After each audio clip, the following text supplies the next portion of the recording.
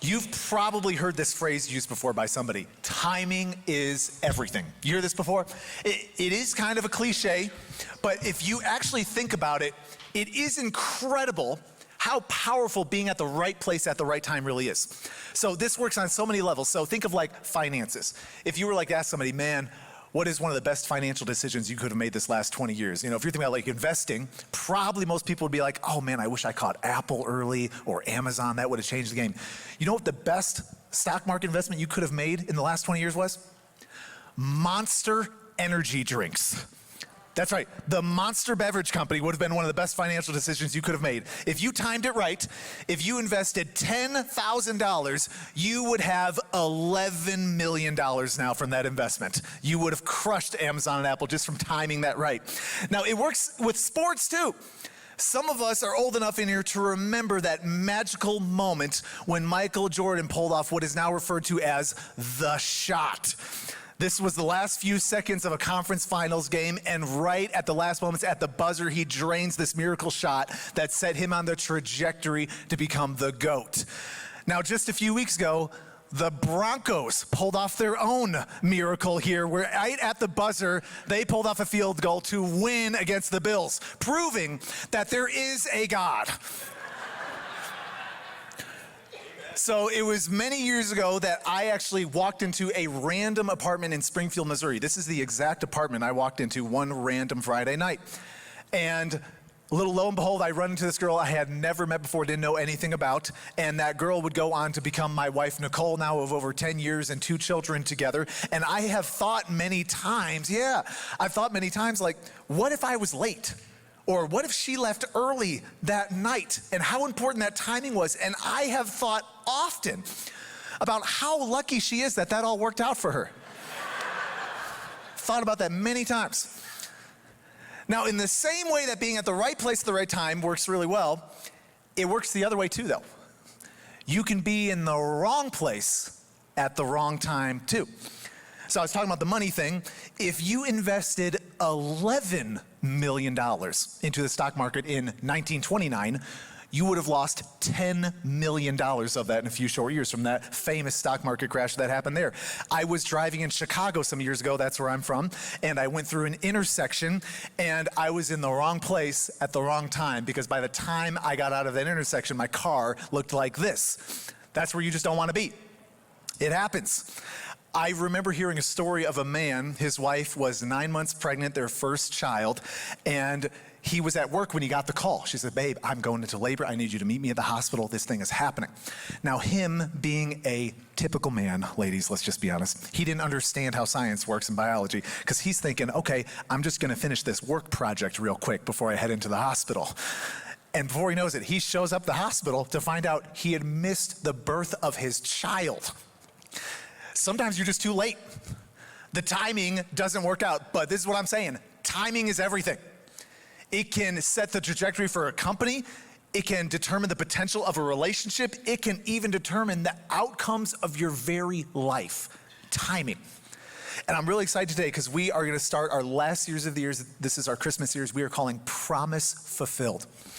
Now, we're going to be talking all things Christmas, obviously, these couple weeks, but everybody here probably has some familiarity with the Christmas story, the birth of Jesus, the wise men. We know some of the details, but there might be a little detail that you haven't really noticed when you read the stories. If you read some of the different accounts of Jesus' birth, you will come across a word that'll pop up many times, actually, and it's this word, fulfilled. Now, all these different authors of Jesus' birth are making this case that at the first Christmas, God followed through on some of the greatest promises he has ever made. And in the next couple weeks leading to Christmas, we're going to look at what are some of the promises that God has actually made us, particularly when it comes around Christmas. And can we even trust these promises? And today we're going to see how important timing is when it comes to the promises and purposes of God in your own life. And so we're going to get after it. We're going to be in Matthew 1 if anybody wants to follow along. But I'm going to kind of set the stage here. We're right now in the first century. It's the Middle East in Israel, and some surprisingly unexpected events start to unfold. There's this teenage girl, Mary. She's from blue-collar family, small-town living. She's engaged to Joseph, who's just a carpenter, same small-town kind of life. And we have to appreciate this, everybody. these are simple people. Like Mary and Joseph, they're not looking to make any waves. They're not trying to get on the cover of any magazine. They're not trying to amass millions of dollars. They are looking forward to nice, simple, slow life. But then everything takes a dramatic turn. And Mary finds out that she's pregnant without the help of Joseph, which he has some problems understanding, as you might imagine. He's not exactly that excited about this whole situation. And so he's planning on just shutting the whole relationship down because he's like, clearly my fiance hasn't been faithful to me. But that's when an angel shows up to Joseph and says, oh no, Joseph, do not leave this woman. All right, this is from God himself. And this baby has a name, his name is Jesus, and there is a plan in place that is so much bigger than you. And Matthew sets all these little details up, and it leads to this summary statement, this declaration that Matthew says in verse 22. He says, all this took place to fulfill what the Lord had said. Now, I know everybody here basically knows what fulfill means, but for just the sake of us being on the absolute same page, when we talk about fulfilling something, we mean to complete something down to the last detail. It's bringing something to full completion, to achieve it to its supreme end. Everything that was supposed to happen down to the last detail has been accomplished. So we got to ask the question then, what was fulfilled? What did God say that apparently came through? And to unpack this, we actually have to talk about Costco to really understand and appreciate what God's doing here. I'm sure all of us have had the Costco experience, right? Maybe some of you are going after church today, which would be a terrible idea, actually. Costco on Sunday, anybody ever try that? Yeah, that's called hell, okay? But if you go to Costco, you will come across my favorite part of Costco, which is the sample stations. You ever walk up to, those ladies, I mean, those are angels from God right there handing out free food. Now, this is what's fun about the sample stations. You can actually plan a whole meal at Costco if you place it right and get around. That's how I do lunch sometimes. But we know how this whole thing works when it comes to samples. It's meant to just give you a taste. It's not the whole thing. It's a sample of what's really to come. The fulfillment of the sample is down the aisle where you're going to pay $20 for, a couple marshmallows or whatever. That's the fulfillment. That's what it is. So where am I getting at with this? Well, Matthew talks about what God's saying being fulfilled. We got to rewind to the tape a couple years to appreciate this. So we're going to reverse the tape to 734 BC. And at this moment in time, the nation of Judah, God's people, are being attacked from two enemy nations. And the king at this time, Ahaz, is freaking out. He's like, this is the end. It's the end of my life. It's the end of our nation. It's the end of all of our hopes and dreams. And this is when God comes in the picture, and he has a word for Ahaz. He says this in Isaiah 7, verse 7, it will not take place. It will not happen.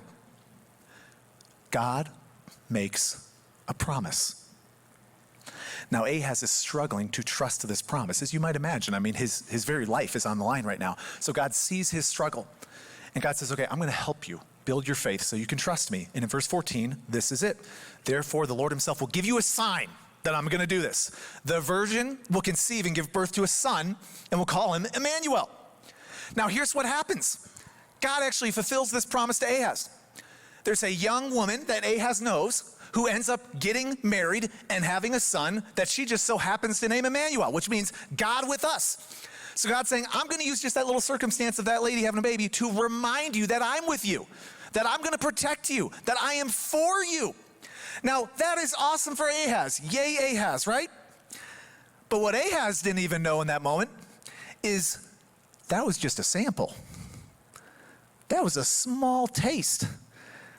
God was cooking up a whole meal that Matthew said really came about in the first century. Because Matthew says this in verse 22, all this took place to fulfill what the Lord had said through the prophet. That's Isaiah. The virgin will conceive and give birth to a son.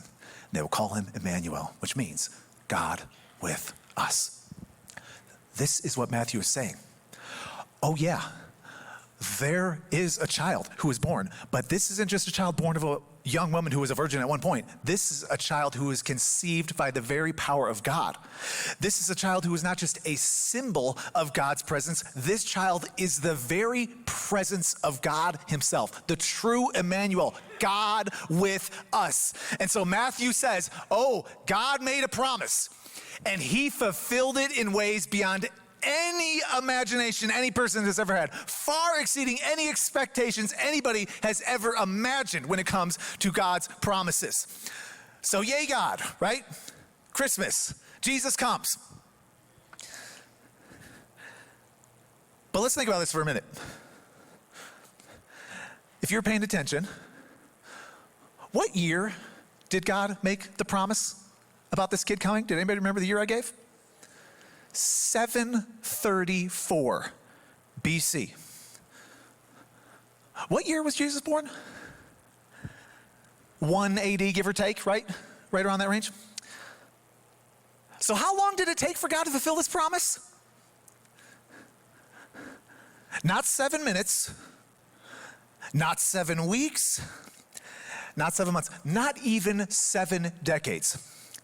It took God over 700 years to fulfill this promise. Do you ever feel like God's running a little late?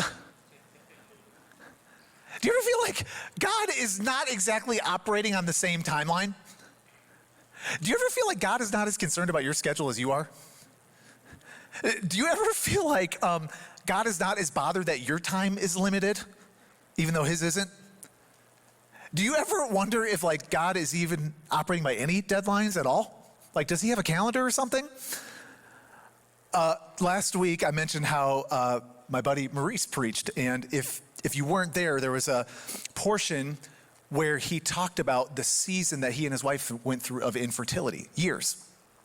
And I always feel a particular pain when I hear the stories of infertility for couples, because more than maybe even any other challenges people have, that one has a very specific time limitation to it. At some point, you just run out of time. But the window closes.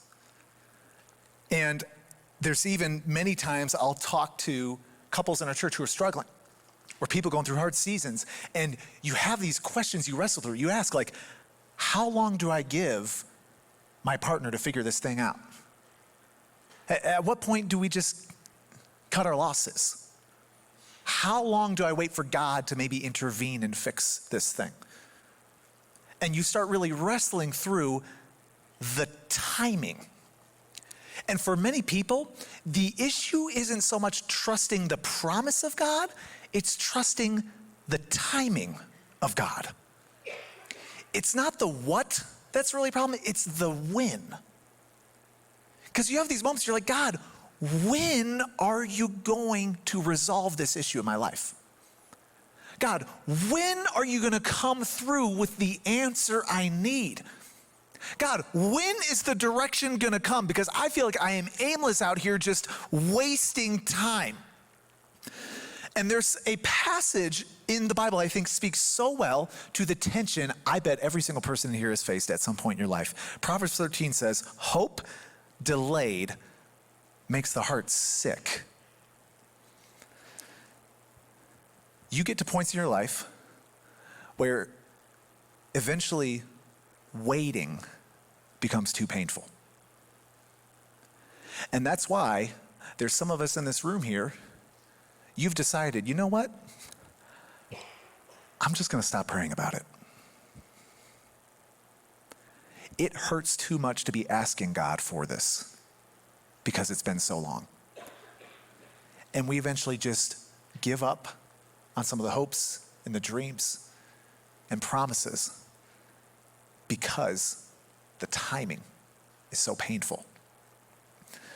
Now, when we look at the first Christmas and we actually look at how God operates through Scripture, we see a very important principle for how God works in our lives. And what we must understand today is God's delays are not denials. Now follow me on this. This is big. God feels late sometimes, doesn't he? like really late. God's like middle school boy waking up at noon kind of late vibes, right? I mean, he's just has got no plan, it feels like. So often, here's what happens to us. We say, okay, God is delaying. This must be a denial then. God's saying no. Because otherwise, he would have fulfilled this thing by now. Like the buzzer's going off. But I want you to see it's actually way more complicated than that. There's way more nuance. This is not a black and white thing. And to illustrate this, I want to look at some of the different stories in the Bible. Let's think about Joseph for a minute.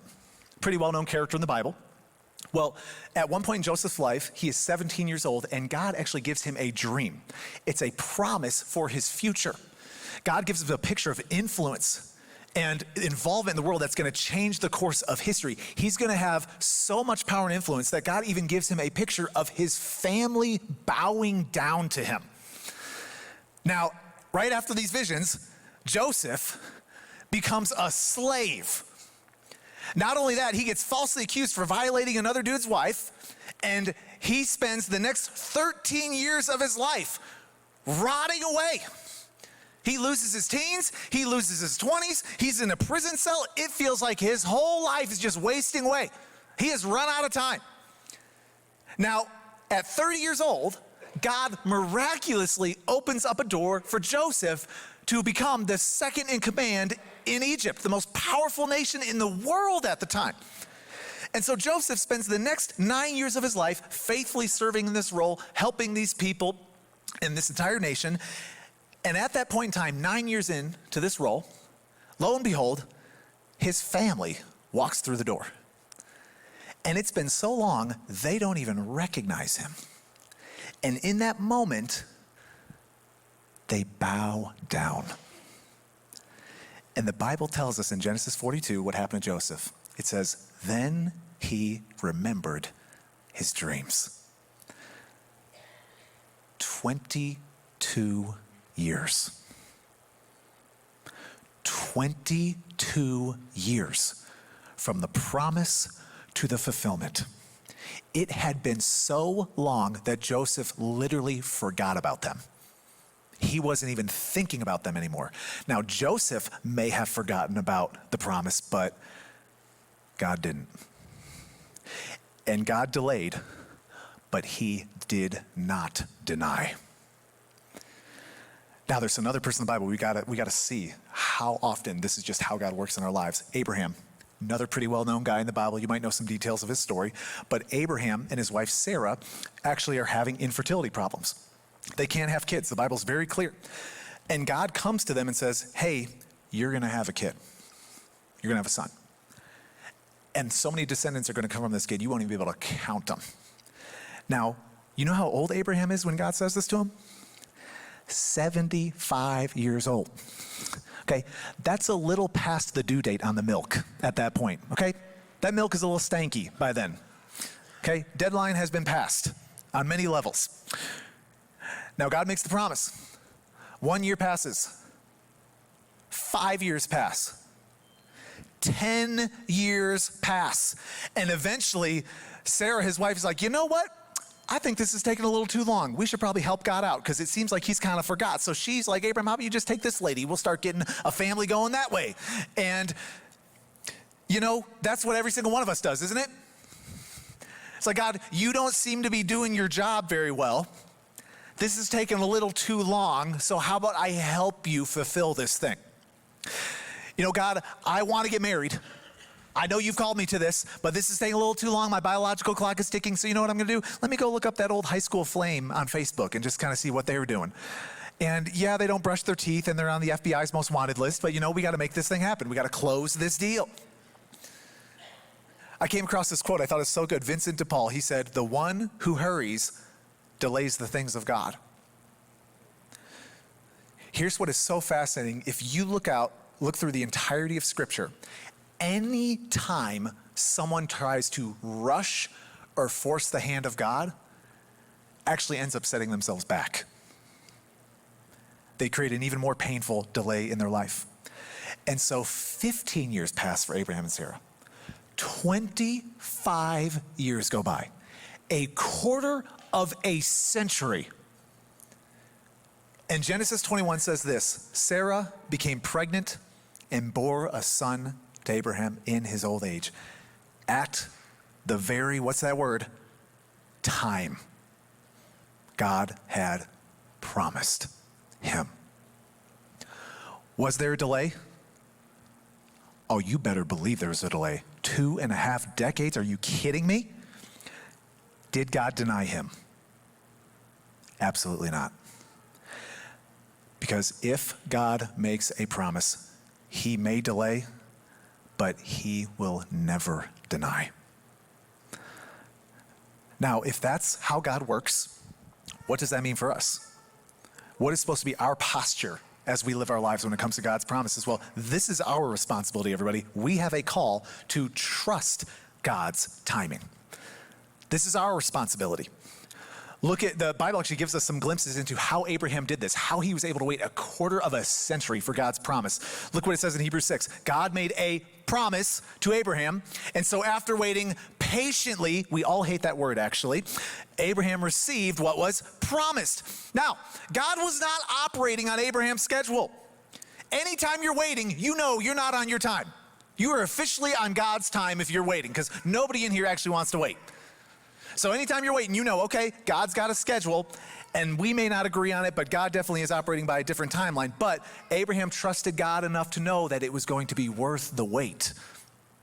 And so look how Paul talks about Abraham in Romans 4. Abraham never wavered in believing God's promise. In fact, his faith grew stronger. And in this, he brought glory to God. He was fully convinced that God is able to do whatever he promises. The issue is never if God will do something. The issue is never if God can do something. The issue is always and only when God is going to do it. Abraham, it wasn't a could or would problem for him. It was purely a when. If God has a promise, timing is truly the only detail. Now, we got to get back to the Christmas story, right? Let's get back to Christmas now. How does this work out then, and what does this mean for us? Well, you enter into the Christmas story, and you get introduced to another couple, Elizabeth and Zechariah. Now, Elizabeth is actually a relative of Mary, so all these people know each other, their family, and all that kind of stuff. Now, we are told very clearly that Elizabeth and Zechariah cannot have kids. They, again, an infertility problem in their lives, and they are also very old at this point in their lives. And so, an angel, we're told his name is Gabriel, actually appears to Zechariah and says, hey, God has a promise for you. You're going to have a kid. You're going to have a son. And this will go on to be John the Baptist. But look at what Zechariah says in Luke 1 to this angel that appears to him. It says, Zechariah asked the angel, how can I be sure of this? I'm an old man and my wife is well along in years. Which, you know how you know Zechariah was a really good husband? That right there. That's how you know right there. He's like, God, I'm old. I'm stanky, old milk old. But Elizabeth, she's well along in years. That's a smart husband right there, all right? Careful use of words. But here's the thing. You know why I can relate to Zechariah right here? I can relate. He's just being logical. He's like, God, the buzzer went off decades ago. Like, time is up. That window closed. We're not even asking for that anymore. Like, we gave up on that a long time ago, but look how God responds. This is what he says, my words will certainly be fulfilled at the proper time. I love how the Message says it. It's a paraphrase. They say, every word I've spoken to you will come true on time. Whose time? God's time. Whose schedule are we on? Who sets the deadlines? Are you imposing a timeline on God he never agreed to? Have you set a deadline on God that he never said was the date he was committed to? Are you telling God something has to happen because you've decided? Whose timeline are you living by? You know, some years ago, when I was in college, I was honestly just minding my own business. I was actually on a scholarship to go to med school. Like, that was the whole plan. Worked really hard for that, and that was like my trajectory. And it was while I was in school, when I had a moment of God, I still remember it like it was yesterday, where I felt so strongly that God told me he wanted me to change my whole career plan and go into ministry. I've really felt that. And I have to add some nuance here because there's always a dynamic you have to wrestle through when you're trying to figure out the promises of God. And there is a fine line sometimes between our personal preferences and providential promises from God. Sometimes we really, really want something that God doesn't actually want for us. And it really takes some discernment to figure out, okay, is this just a personal desire or is this like a divine promise? That's a hard thing to navigate. And I didn't have like a verse in the Bible that said, Brian is going to be a pastor one day on this. I didn't have it. But, and I won't go into detail, I really felt like God gave me a vision, like a picture of pastoring a church. I really felt it. And so I felt this so strongly that I changed my major, went down this whole new road, started interning at a church just to figure out what this looked like. Well, as I started going through the years of living towards this promise, there was one moment when it felt like the door opened for me to become a pastor of a church. And I started walking through this opportunity thinking, this is the fulfillment of all the purposes for my life. And the door got slammed so hard in my face that it set my entire family back years. It was such a devastating disappointment. It did severe damage to my family. There's so many layers to that story. It was horrible. And there were actually 2 other seasons through this whole ministry journey where I ended up unemployed, and it set us back even more, and it was so confusing and so frustrating. And I finally got 12 years in to this entire journey of trying to see this promise fulfilled in my life. And 12 years in, I decided to give up on it. I was just like, I must have missed it. I got this thing wrong. And it was actually 3 years even after that moment when Nicole and I were attending Northern Hills Church here, sitting right in our spot right there in the second row, just doing our church thing. And it was right around that time when my predecessor, Pastor John Holtorf, invited me out to breakfast right at Gunther Tootie's there in Lark Ridge. And I'm thinking we're just going to catch up and hang out. And that's when he sat me down and he said, Brian, what would it look like if you were the next lead pastor of Northern Hills? And it was December of 2021, 15 years after the promise, when I became the new pastor of Northern Hills Church. It's just an incredible thing.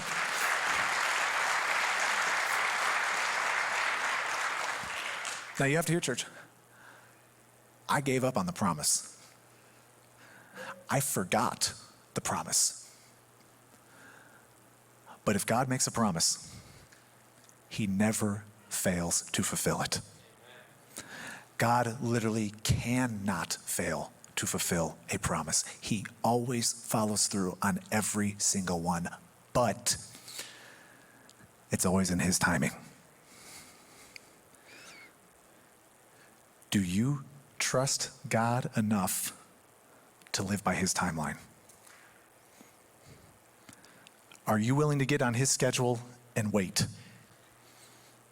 Because he will fulfill it, but it's always in his time.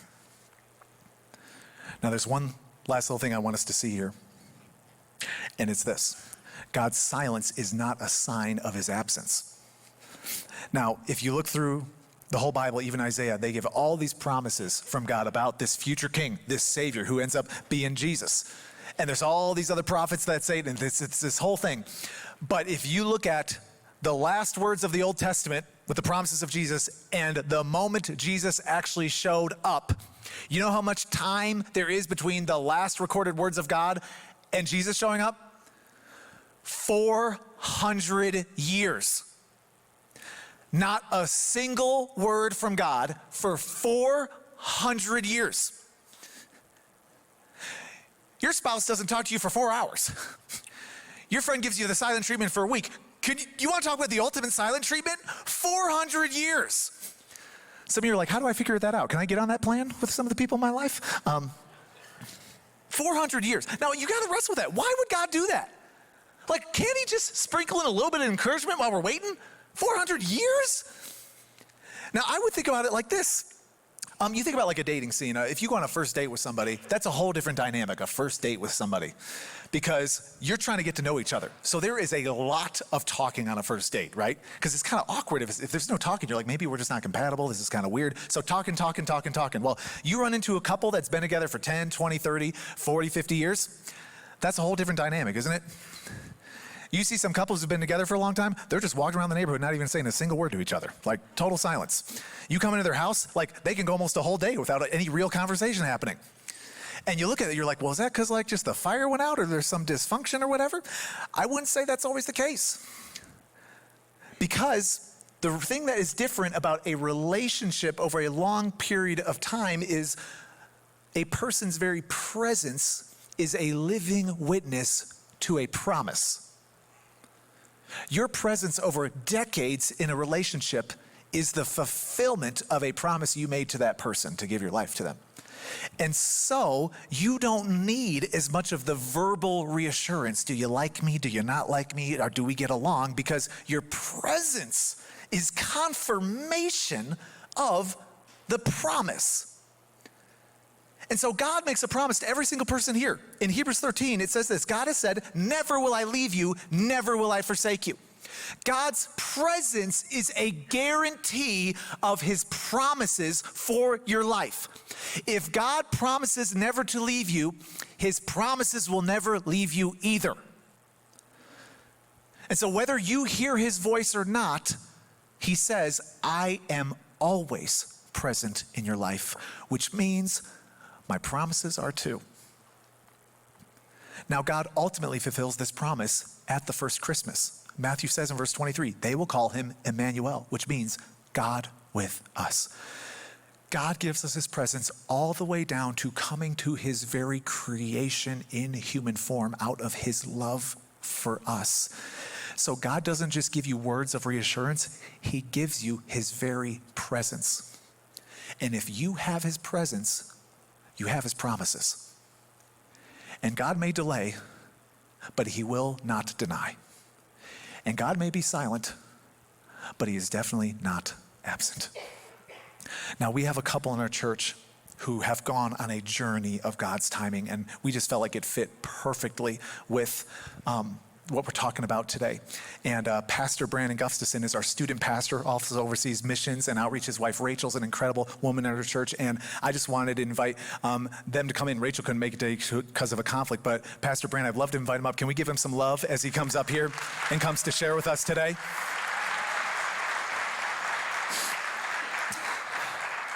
Now, again, we are so excited to have them come. Rachel had a last-minute conflict, but we thought your guys' story was so worth sharing, so we wanted to be able to do it. And we'll get some chairs out here in a minute so we can actually have somewhere to sit. If Solon can help us out for a minute, get it going. But Brandon, even as we're waiting for that, maybe just to get the conversation going, you guys obviously been on a journey. What has this journey of God's timing looked like for you guys? Yeah, absolutely. First, my wife does apologize for not being able to make it today. But kind of going along with your message, like we've been waiting on God. It has taken a lot of time. We've been on this journey for about 6 years, almost 6 years, 5.5 to 6 years, trying to start a family.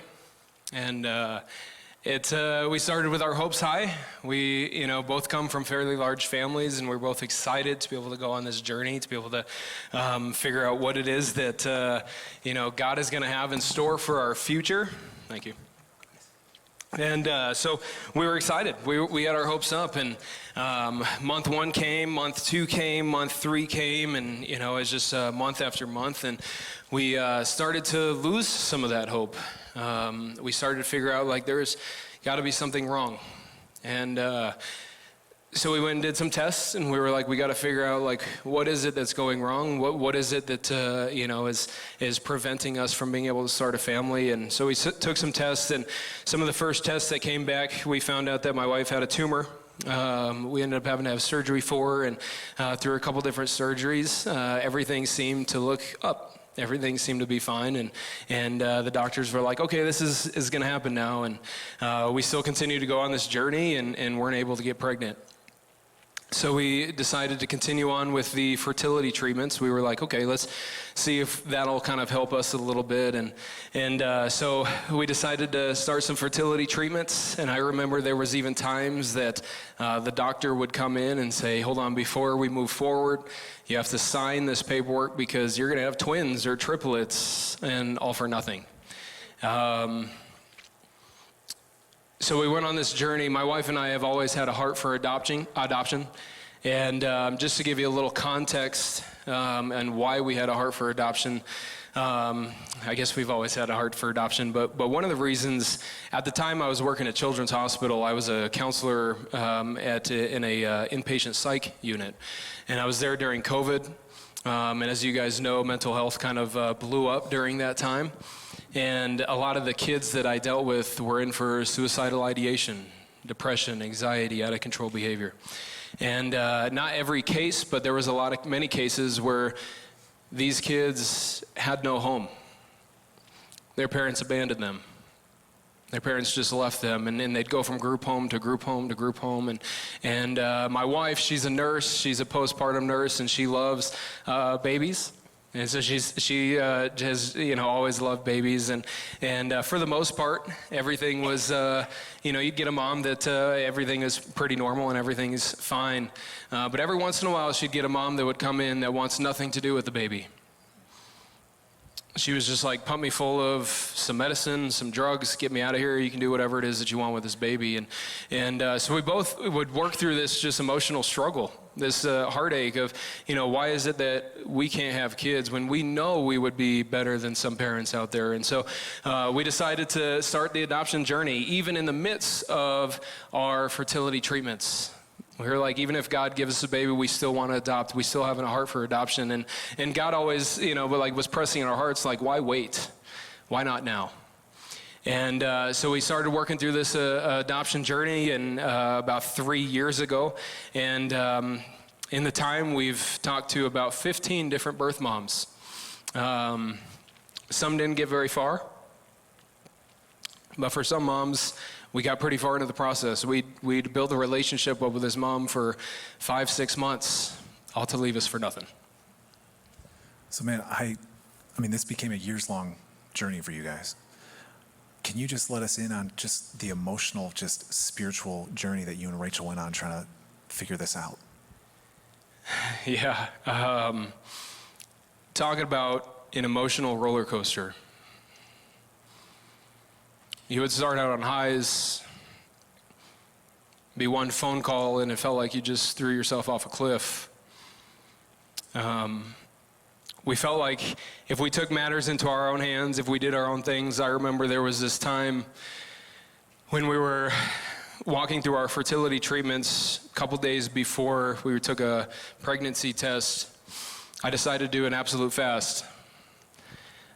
I didn't have any food, didn't have any water. I didn't have any TV, phone, anything. I locked myself in a room with a Bible and just prayed and for 3 days, for over 72 hours. And I thought my spiritual act was a resolution to the problem. And we came out of that, took a pregnancy test with our hopes high, thinking this is going to be it. All for nothing.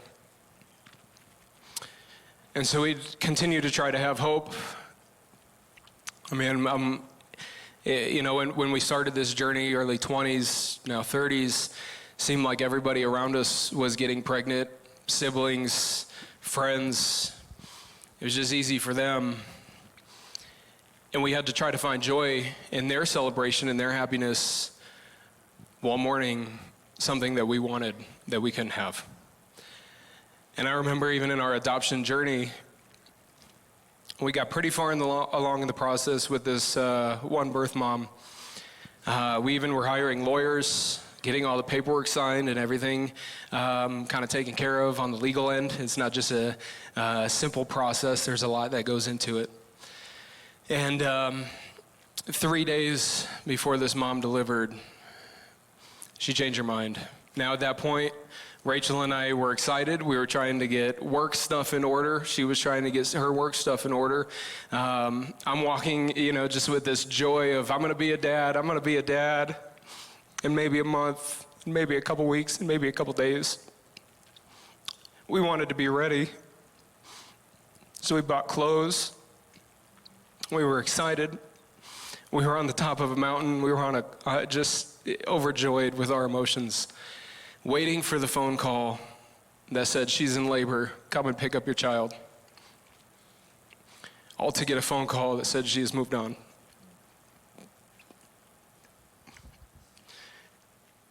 And it's like you just jumped off a cliff, is what it felt like to us. And then we had to try to even return some of the clothes that we had bought, and they wouldn't take them back. And it just left us broken. It left us empty, like, why, God? Why us? Why is it that we're going through this when we know we'd be good parents? You talk a little bit about that why God experience, Brandon. I mean, honestly, how were you feeling towards God during some of this? What were some of those even feelings towards him? There was a lot of anger. There was bitterness. There was a lot of hate. I mean, we had a lot of choice words with God, and just times where we just left broken.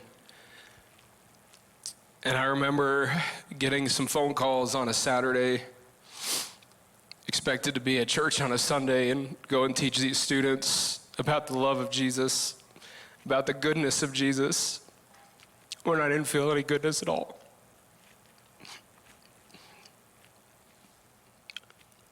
And it just left us upset. It left us angry and hurt. Again, like, why, God? Why is it that we have to go through this struggle when we know we'd be good? We know we'd be good parents. We know we'd be loving people. And also just this idea that it's like, okay, God, I'm giving up everything to serve you. I could have had a million different jobs at this point.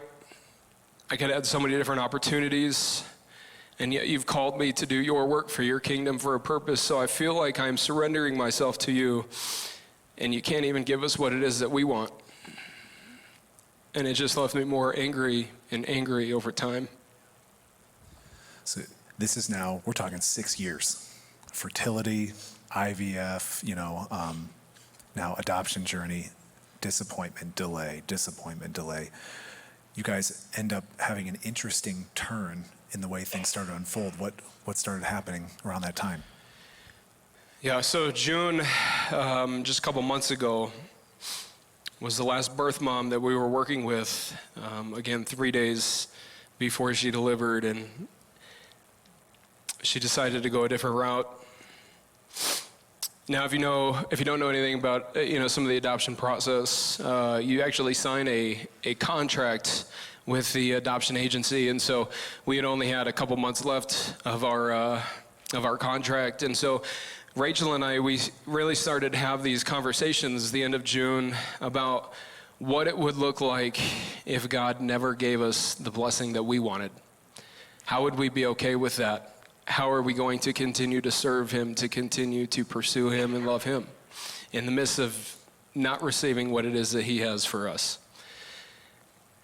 And we had to come to a point of total surrender to Jesus, to be okay with not what we wanted, but what God had for us. To remember the blessing that he has for us is so much more than we can ever ask or imagine. So the beginning of July, we're in this season of maybe this is not what God has in store for us, and we're going to be okay with that. We're going to choose to be able to still surrender, to be able to follow Jesus no matter what. And I remember it was July 9th. It was our 6-year anniversary. We were sitting right over here at the 9 o'clock service. Solon and the band came out after the message, and they finished the service with a song, "Miracle in the Works." When my wife got a phone call, and little did we know that God had a miracle in the works.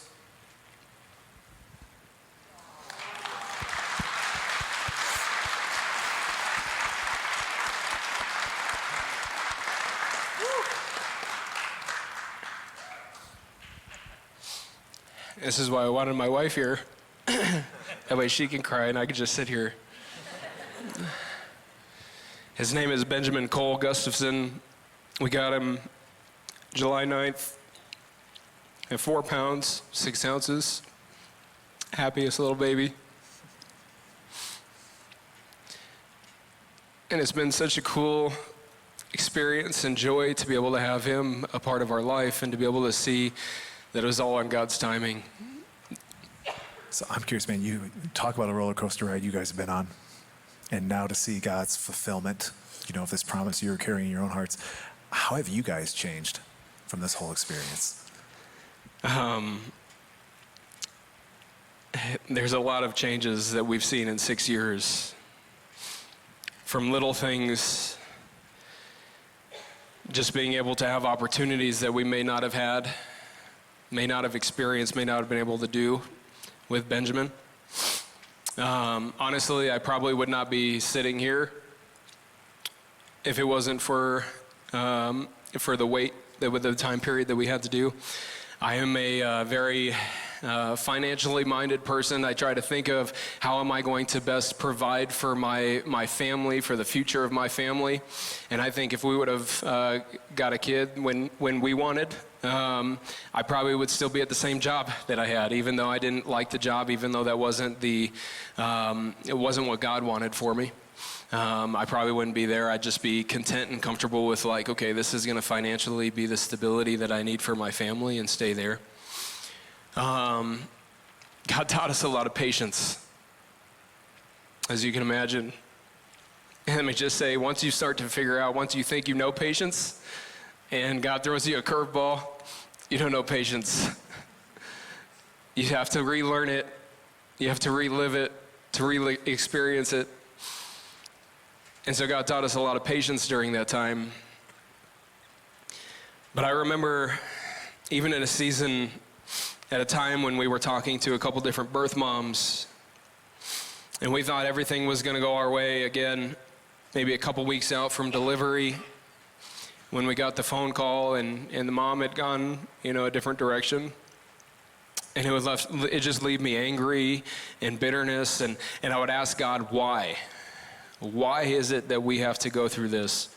And I would just be so irritated and frustrated. I'm like, God, if this is it, then I'm out. I'm gonna go do my own thing. I'll still serve you in a way, but I don't want it.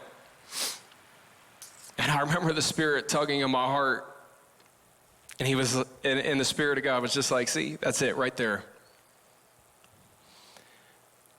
He's like, Brandon, when you get your way, you're happy.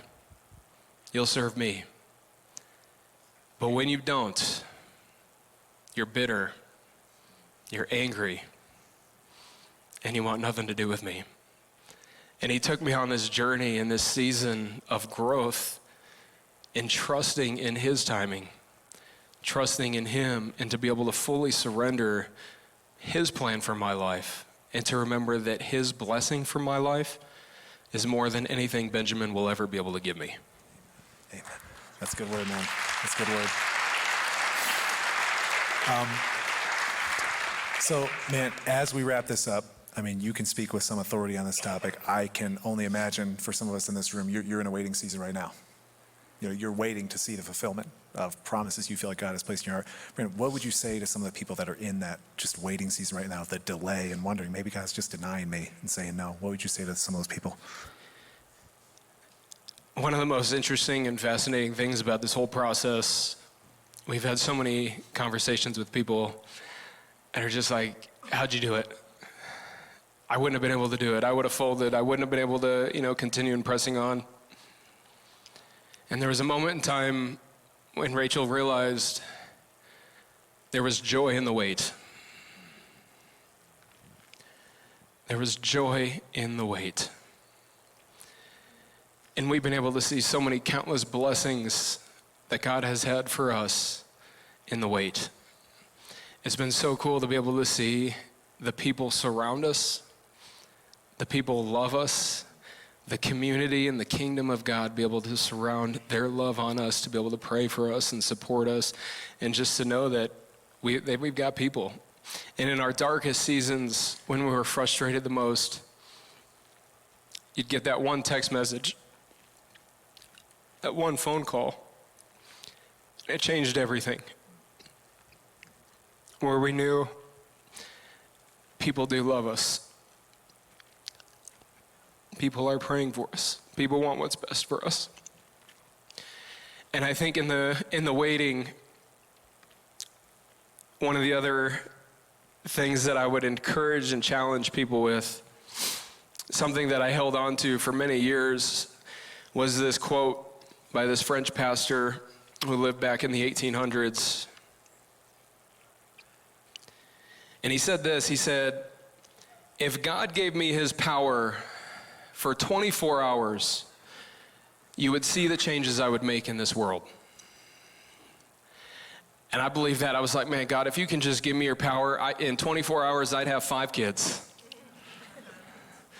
I would solve world hunger. I would cure cancer. I'd cure diseases. But he finishes that quote with this. He says, "But if God gave me his wisdom too, I would leave things just as they are." Because the wisdom of God will be able to surpass all knowledge and understanding that any of us here will ever have. And as we trust the wisdom of God, we will be able to have opportunities just like this to be able to share a story with somebody that will ripple effect and ripple effect and ripple effect more than I can ever imagine. Amen. Can we thank Pastor Brandon for them? Thank you so much, brother. Oh, awesome job, man. Oh. Well, church, God made a promise. And it took 700 years, but he fulfilled it. Because God fulfills every single promise he makes. He may delay, but he will not deny. And Christmas is a reminder that God's timing is perfect. Because even 2,000 years ago, Jesus showed up at just the right time to live in this world, die on our behalf, and make a way for our forgiveness from sin, and to give us the hope of eternity. And so, church, I want this to be our posture. I want this to be our heart and our response to what we've heard today. Hebrews 10 says this: "Let us hold unswervingly to the hope we profess, for he who promised is faithful."